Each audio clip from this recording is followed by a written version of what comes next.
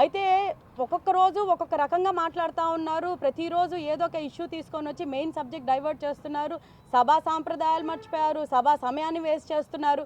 అలా రోజుకొక ఎజెండా తీసుకొని వస్తూ అసలు ఏ ప్రశ్నోత్తరాలు అవనివ్వడం లేదు, 0 అవర్ అవనివ్వడం లేదు.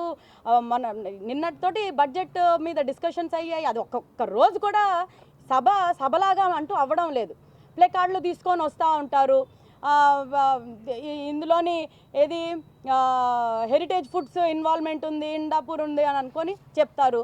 ఆ తర్వాత మేము చాలా క్లియర్గా చెప్పాము, మేము లడ్డు గురించి డిస్కస్ చేద్దాము, దీని గురించి అసలు సిట్ ఏమనింది, సిబిఐ అనింది, దీన్ని సెపరేట్గా షార్ట్ డిస్కషన్ పెట్టుకొని బీఎస్సీలోని ఎలాంటి నిర్ణయం తీసుకుంటే దాన్ని బట్టి అలా వెళ్దామని కూడా చెప్పడం జరిగింది. నో, వాళ్ళకి అది అవసరం లేదు. వాళ్ళు ఇష్యూ చేద్దాం అనుకున్నారు, వ్యూహంతో వచ్చారు, 4 రోజులు అలాగే చేస్తూ ఉన్నారు.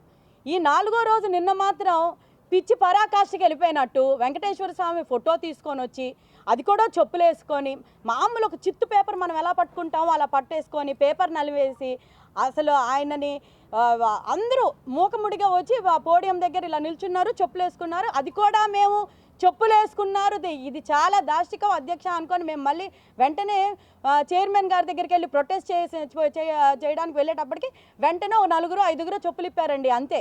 అందులోని కల్పలత గారు ఉన్నారు, వరద కళ్యాణి ఉన్నారు. వీళ్ళందరూ పోనీ అట్లీస్ట్ మగవాళ్ళకైనా లేకపోయినా కూడా ఆడవాళ్ళకైనా ఉండాలి కదండి. తెల్లవారు లేచి దీపాలు పెట్టుకుంటాం, తెల్లవారు లేచి పూజలు చేసుకొని మరీ వస్తాం.